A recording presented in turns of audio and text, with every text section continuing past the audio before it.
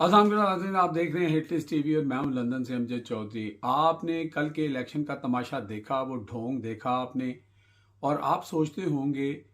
मायूस भी हो रहे होंगे कि क्या फ़ायदा वोट डालने का, इसलिए कि वोट डालकर भी अगर रिज़ल्ट किसी और के हक में निकलना है, धांधली करके बक्से भर के लोगों को उठा के, सहाफ़ियों को मार के, दंदनाते हुए, और फिर मुस्लिम लीग नून की प्रेस कॉन्फ्रेंस कि जनाब मुस्लिम लीग नून जो है उसने मैदान मार लिया है और वो रेलिवेंट हो गई है पंजाब के अंदर। यानी ये तो एक वही कहते हैं ना, मैंने पहले भी कल कहा था कि कोई अलादीन का चिराग था या क्या था, कि 2 माह में ऐसी कौन सी चीज़ें आपकी जो चीफ मिनिस्टर साहिबा हैं उन्होंने कर दी कि पंजाब के अंदर के जो वोटों का रिजल्ट आप देख रहे हैं, जिस तरह की चीज़ें सामने आ रही हैं। यानी मुख्तसर मैं सिर्फ आपको ये बता दूं कि मैंने छोटा सा एक जो शॉर्ट रील जो है वो की, जिसमें मैंने बताया कि शहबाज शरीफ साहब से ज़्यादा मशहूर जो हैं वो मोहम्मद राशिद मन्हास साहब हैं, जिसको इस दफ़ा शहबाज शरीफ की जगह टिकट मिली, और शहबाज शरीफ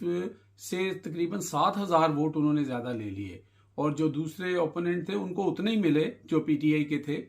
तो ऊपर से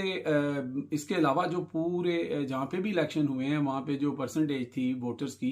वो तकरीबन 50% कम रही है जो मेन इलेक्शन में जो हुए थे उसके अंदर। ये ज़िमनी इंतखाबात थे और हमेशा ऐसा ही होता है। अच्छा, ये भी होता है कि जो हुकूमत वक्त होती है वो सीटें जीती है, चले जी आपने जीत ली, और लेकिन ये कैसे हो गया कि जो आपके सदर हैं, वजीर आजम हैं इस वक्त के, उनसे ज़्यादा लोग वोट ले रहे हैं। उसके बाद आप देखें कि मरियम नवाज शरीफ के हलके के अंदर जो इलेक्शन हुआ वहाँ पे अवैध फरूक के जो भाई थे, वो उनको पिछली दफ़ा जो है वो 68,000 वोट पड़ा और मरियम नवाज शरीफ को तकरीबन 80,000 से ज़्यादा पड़ा। इस दफ़ा उनका तो जनाब जो है वो आधा हो गया, इसलिए कि उनको 30 समथिंग पड़ा है, लेकिन मरियम नवाज शरीफ की जगह जो इलेक्शन जिस बंदे ने लड़ा उसको जनाब फिर जो है वो 60,000 या 62,000 उसको फिर पड़ गया। और एक और बड़ी दिलचस्प बात इसमें ये थी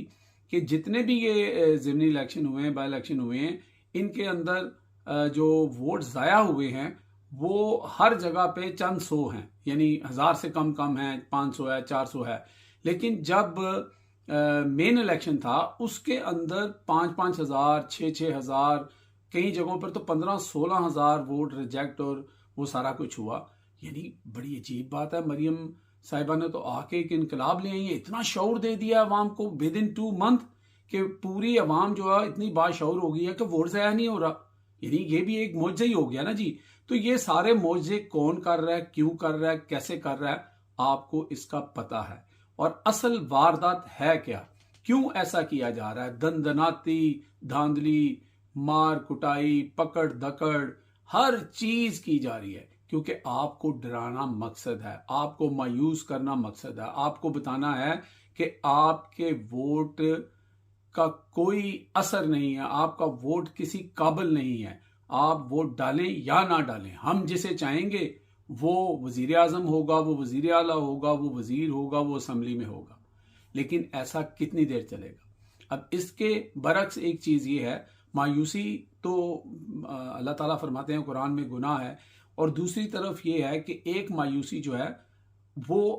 हम सब पे जो है इस वक्त जो है वो घर कर रही है, और वो है महंगाई, वो है हमारी इकोनॉमी की बदहाली। उसके अंदर हम चाह के भी अपने आप को खुश नहीं कर सकते, इसलिए कि जब आपका रोजगार नहीं होगा, जब आपकी इनकम नहीं होगी, जब आपके घर में रोटी नहीं होगी, आटा नहीं होगा। इंडिया साथ हमारे बैठा हुआ हमें मुंह चढ़ा रहा है। नरेंद्र मोदी का जो बयान था अभी चंद रोज कबल, उन्होंने कहा कि हमारा पड़ोसी मुल्क जो है वो